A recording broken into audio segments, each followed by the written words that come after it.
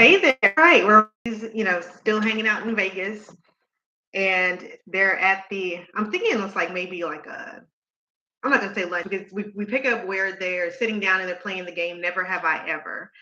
And Never Have I Ever is a game where someone says never have I ever, drank rancid milk. And then if you've ever drank rancid milk, then you drink whatever that you're drinking. And usually it's played more often than not is with alcohol. So the ladies are playing the game and it's pretty dry, it's pretty standard. They say never have I ever had sex on the beach, and the majority of the women, minus Carrie, and I want to say Jackie didn't drink as well, but I know Carrie didn't for sure drink. So most people have had sex on the beach. They're all married women minus Quad, so be expected. That's probably pretty standard as far as spicing up the love life.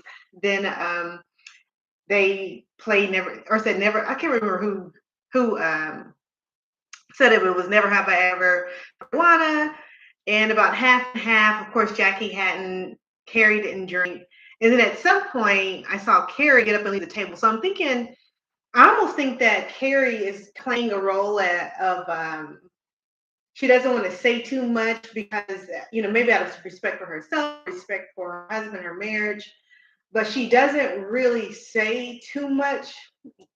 By the way, anything intimate or personal, and maybe that's just role as for she hasn't ever had anal sex, and of course the camera kind of pans around and Simone offers that the vagina is meant to stretch and not the anus, meaning that ain't nothing going on in there around those hind parts, where she is concerned. So anyway, moving forward, then Dr. Jackie pulls out a whip and she lets the ladies know. I don't know, I'm getting ahead of myself.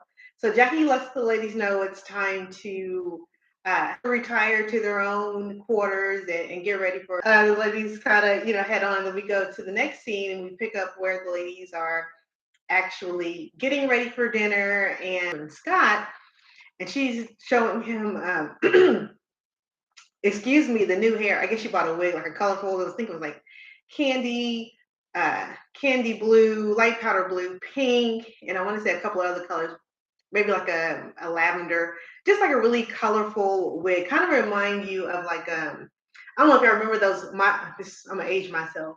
There was a such thing in the '90s, late '80s, early '90s called My Little Pony, and My Little Pony were just little bitty plastic ponies with these beautiful, colorful tails and beautiful color panes. What I think of like a rainbow stripe on the side, if I can recall. So that's what her wig reminded me of, like My Little Pony. So she's dressed with like a sequin, but a extremely shiny silver fringed skirt, which I think I've seen like jade green ones and other colors on Amazon. So the girl's an Amazon shopper.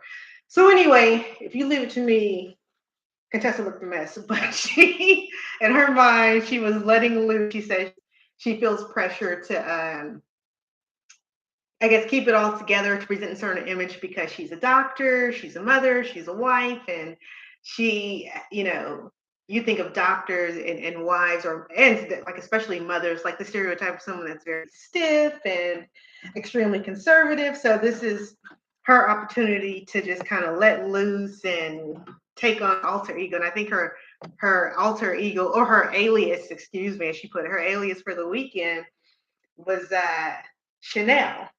So she's channeling in different energies, just be able to let loose and enjoy herself.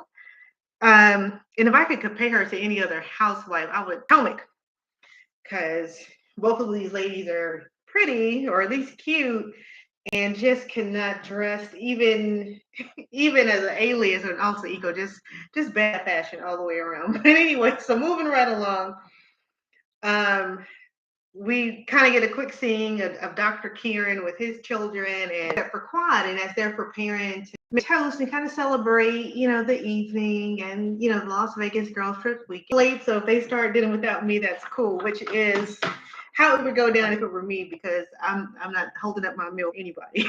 But anyway, so long story short, the dinner scene is pretty mundane. It's pretty remember who brought up the conversation. It was something on the lines of talking about success, and Dr. Heaven or Anila, or no, I'm sorry, Dr. had on a jacket that was like black. I don't know what all over it, and Quad had made the note like, did somebody make this for you, or Dr. Jenkins was like, no, but she was like, it's just not your style, or quiet money. She moves in silence, like Dr. Jackie's not the flashy kind of chick. So the jacket was, it seemed like it just wasn't her or wasn't her style. So she said, no, of course I didn't make it. She kind of talks this moment, kind of a little quick just jab about it. But then Dr. Heavenly says she feels like everyone at the table is successful, is successful. Audra, who is a friend of the show, she kind of picks up onto where on last week's episode, Toya had made the comment that she wasn't a good lawyer. So Audra says, well, so Toya, you were trying to read me, so let's talk about it now, And so, and this is kind of weird because on Dr. Heavenly's live, she reviews the show as well. So she was saying that this was Audra's moment to just, sometimes you have to shut people down, because if you don't, people would just, nitpick.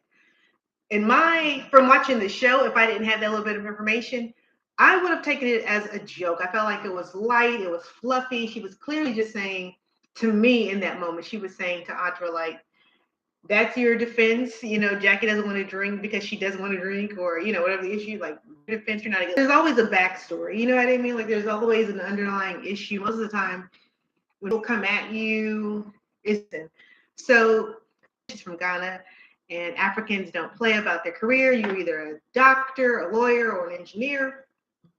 And that's something that you hear like on a regular basis. If you know anybody that's maybe firstborn American citizen, parents are from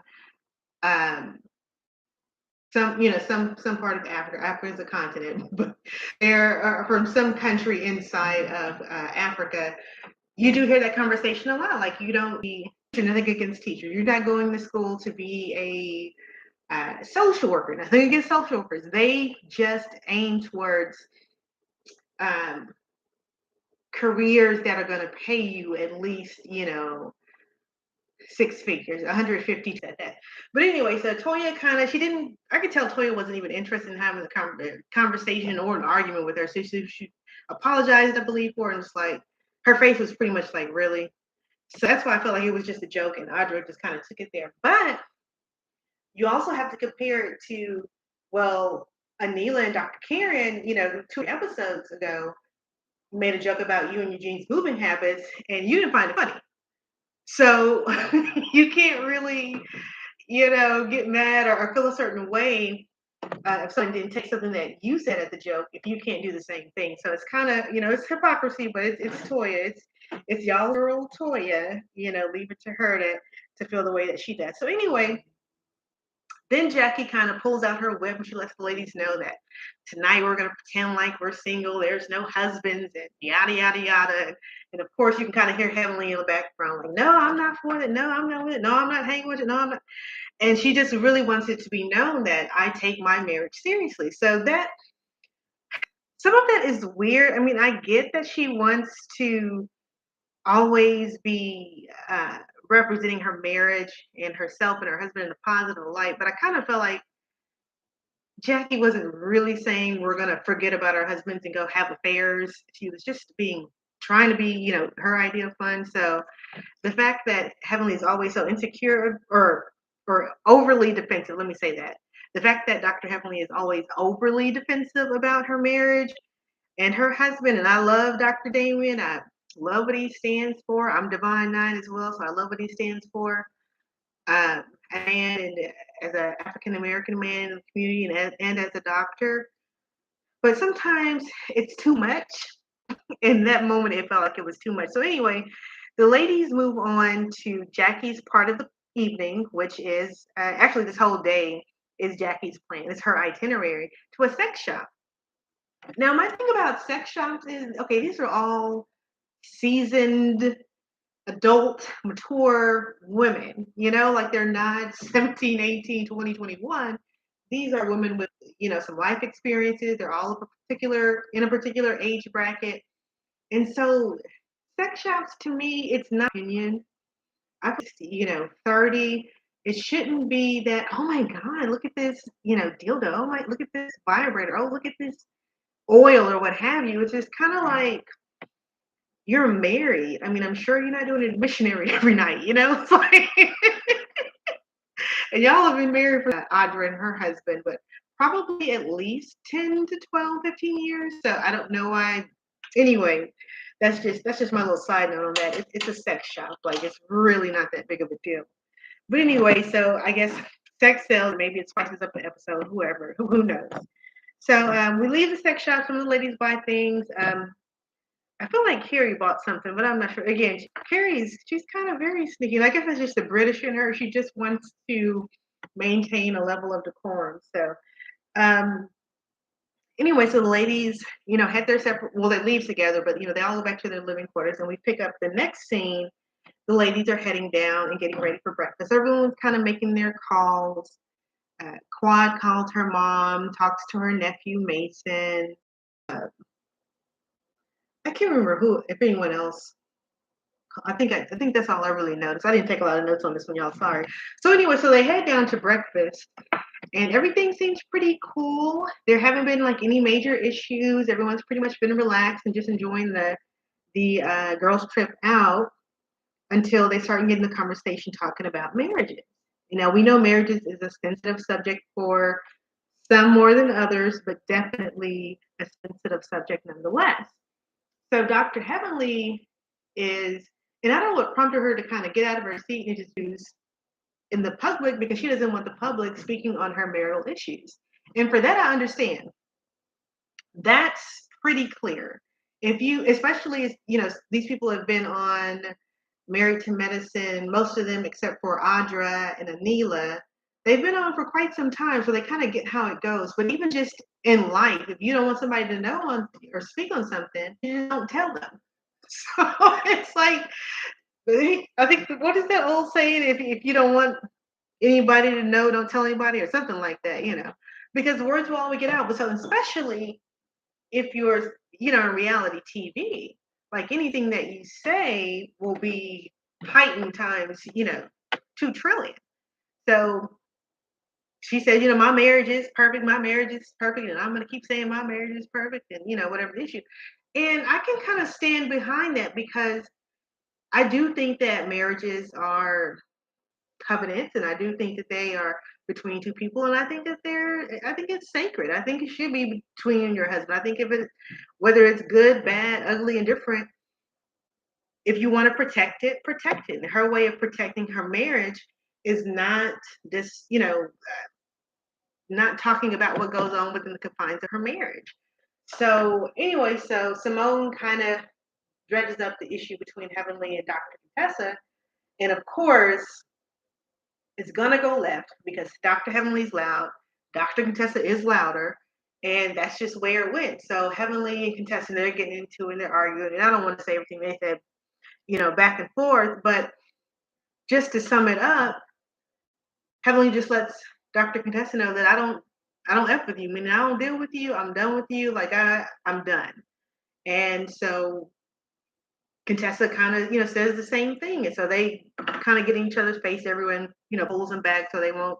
But Anila and Dr. Simone went back to Anila's room, and the other ladies stayed with Dr. Contessa. And so I don't know who said let's pray, but somebody said, well, let's pray. And they did a little prayer circle. And I'm all for the power of prayer. I'm Christian, totally for it. Exhausting a little bit because I don't like to judge people hard because I just shouldn't. I don't want anybody judging mine, but it just, I don't know.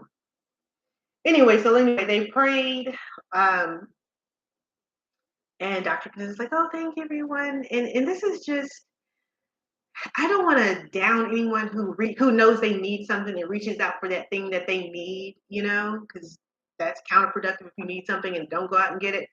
But sometimes I feel like Contessa's just dramatic. And again, when she first came on, I was all for, this double MD, couple. I was all for Dr. Contessa. I just love Contessa. But now it's just like she's just so much drama. So when she said, "Oh, thank you guys. Oh, can I get a hug?" Her dramatic uh, personality, her just kind of over the top neediness just irks me, and it's just like, oh, stop, go sit down.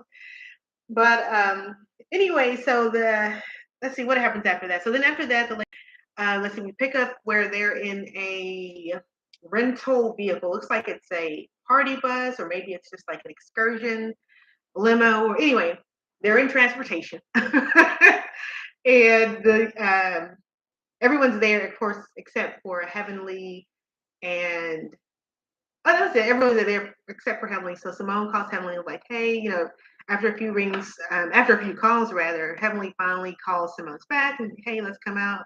We're gonna go somewhere. Contessa, lets them know that I'm fine. It's not gonna be an issue. They go zip lining, and the episode kind of wraps. Oh, I'll tell you what, I almost forgot this. So as they're getting ready to zip line, it's inside of I haven't been to Vegas in a really long time, so, but it's inside of some hotel. It looks like, and it's or tunnel, or I don't know. It's inside something. It's not outside. And they're zip lining, maybe a few hundred feet long, and I don't know how high they are, but not grossly high, but they're a decent amount above ground level. Toya begins to cry and tear up because she is terrified. And it was nice to see that amount of vulnerability from Toya because it's not something that we see very often. That's not by way of a serious drag out argument. So it was nice to see just like a little bit of vulnerability there. But she was able to rise to the occasion and to get on that zip line and make it to the other side. So anyway, so the episode wraps up. I give it, if I had to rate it on a scale of 1 to 10, I definitely give it a 3. It was kind of boring, but sometimes that's just what an episode is. But I'll be glad to see more of Audra. I want to see more of Audra in her life with her. She's a real estate attorney and her husband's a dentist. So I want to see more of what's going on with them. They can kind of, unless they're going to highlight Carrie, and I don't think her husband wants it, um, let's move her around and let's usher in Audra and let me see what, she can bring to the table. Maybe she can be this Married to Medicine's Dr. Wendy from Osafo from Real Housewives of Potomac. I love the whole education. Well, I guess they're all educated, but I want to see more of what she's got going on. I want to see more about her life. But anyway, so that wraps up season 9, episode 6 of Married to Medicine. I'm sorry to keep y'all so long, but don't forget to like, share.